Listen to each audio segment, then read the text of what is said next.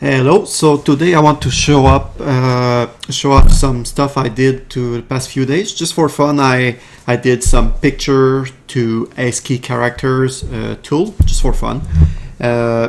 So I'm just going to go through the steps I did and what I discovered, and I think the end result is actually pretty amazing. So stick until the end of the video. The first few outputs are going to be really lame, but then it gets really good, and I will explain what I did every time.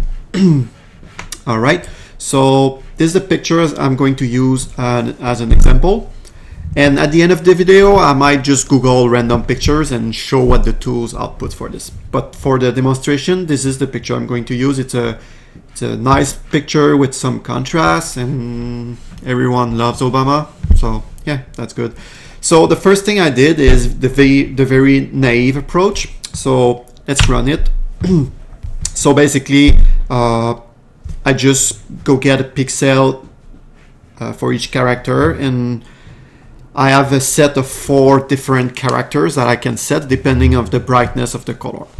So that's pretty basic. To get a picture in black and white, there's some maths involved. Like the green show up more on the screen and stuff, but other than that, this is the very basic one. So yes, it does look like Obama, but yeah, it's not that good.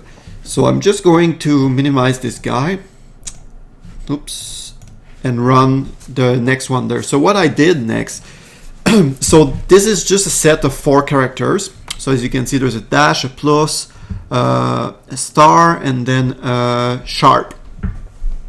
So what's better is to use the full ASCII. By full ASCII, I only means like the known characters that we use in English, like letters, capital, lowercase, and symbols and numbers. So what I did is I took a picture. Let's take that picture. Let's show you that picture of all the characters I want to include. And what I did is, for each characters, I'm counting how many white pixels there are, and that tells me what's their brightness, basically. So like the A will have maybe 50 white pixel, while the dot will have 6. And then I count which one has the max, and this is my full brightness, and then I can create a full map of the brightness of each pixels. And a lot of characters end up with the exact same pixel count. So what's going to happen is a random character would be picked. So let's run this. So you can see that there's already more brightness detail to the picture. It's hard to see if you're really close to the screen, but if like you pause the video and then you go further, and you can see the right picture actually looks a lot better than the left one. But it's still not looking great. So let's run another one.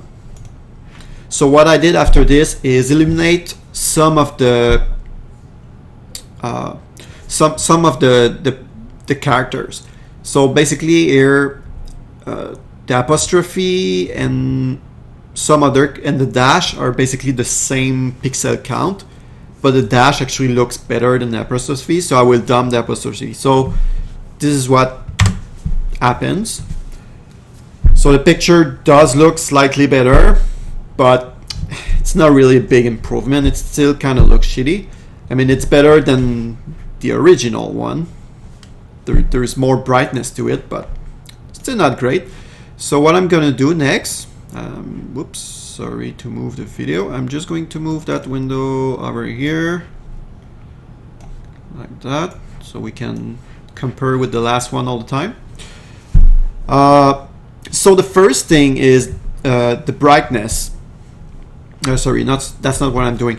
So right now what I was doing here is I was picking up, let's say there's a character here, I was picking up the pixel there. Then the next character can be 50 pixels away, then I will take the pixel there. Right now what I need to do is actually sample the full pixels that the character covers and average their color. So on Obama the difference won't be that big, but it will help smoothing a little bit the details.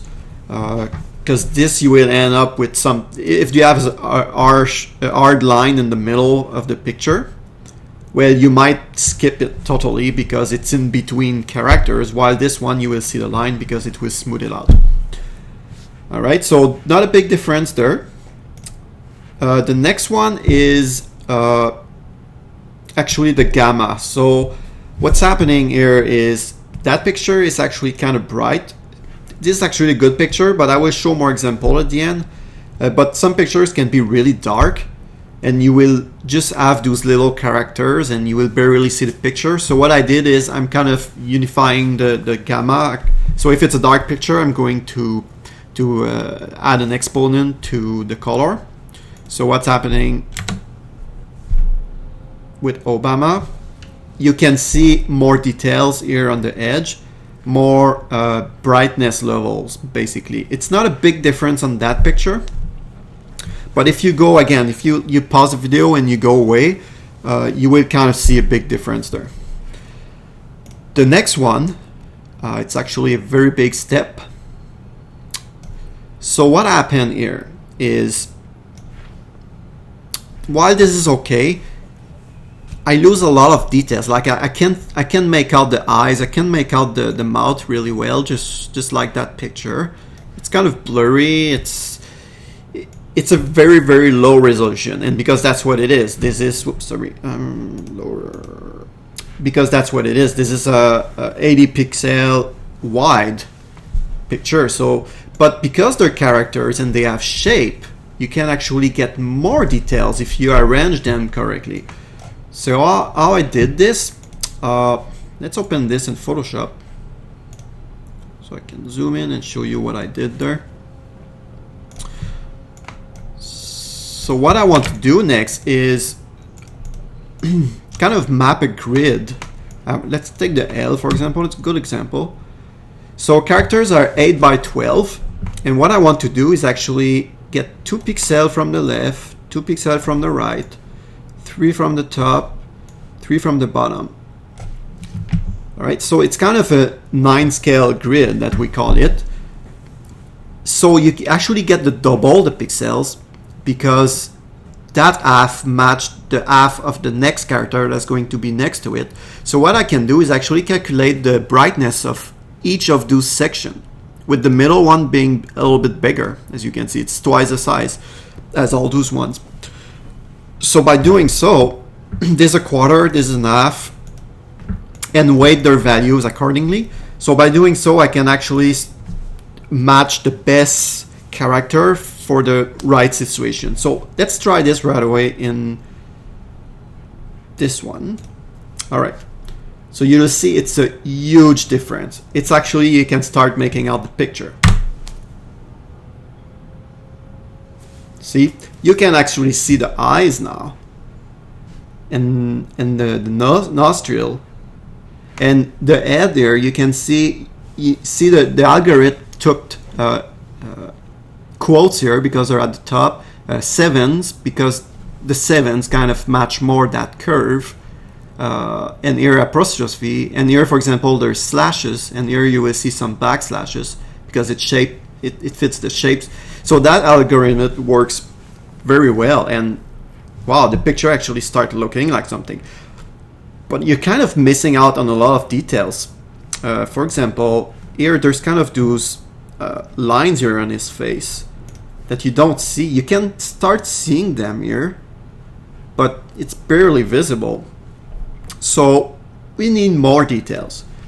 So how can we fix this? With the final fix is to make the middle part, this part, actually make it a little bit bigger.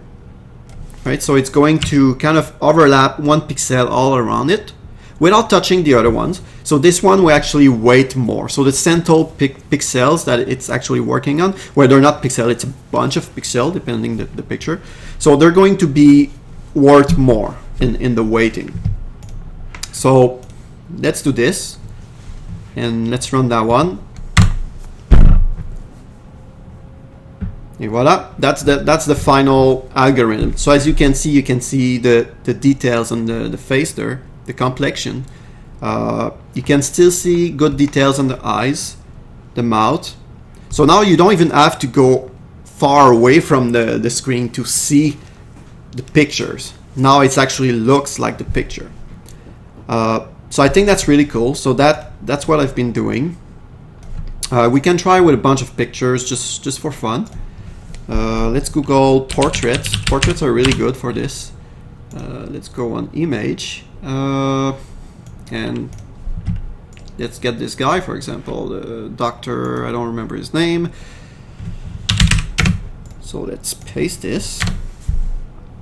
So some picture, like this picture is really big. It's going to take a while to generate. Also, it's really not optimized. But see, it does look pretty good. I impressed myself there.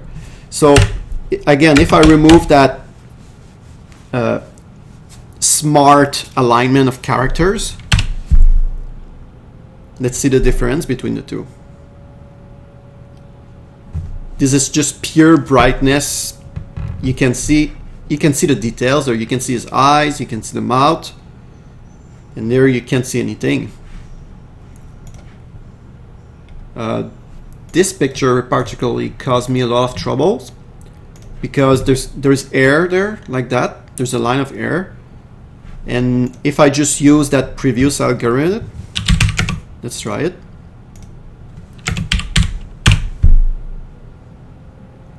It's pretty hard to make it out, and you can't see her eyes so much and the mouth. Let's see if it got a little bit better with the full algorithm. Yes, you can see the mouth perfectly. You can see the air, and yeah, so it does look a lot better. If I can find a dark one in there, not that one.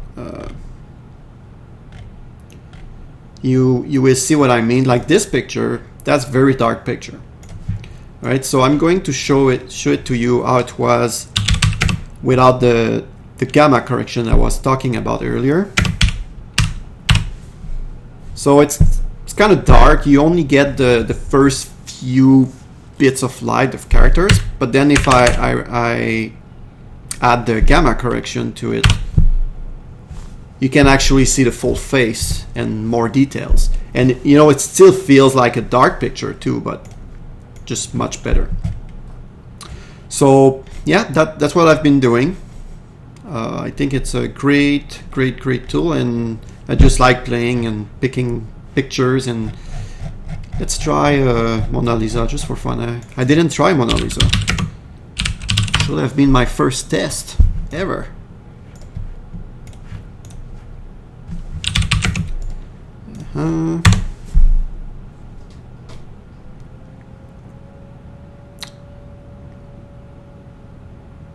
It's a big picture. It's 2000 by 2400.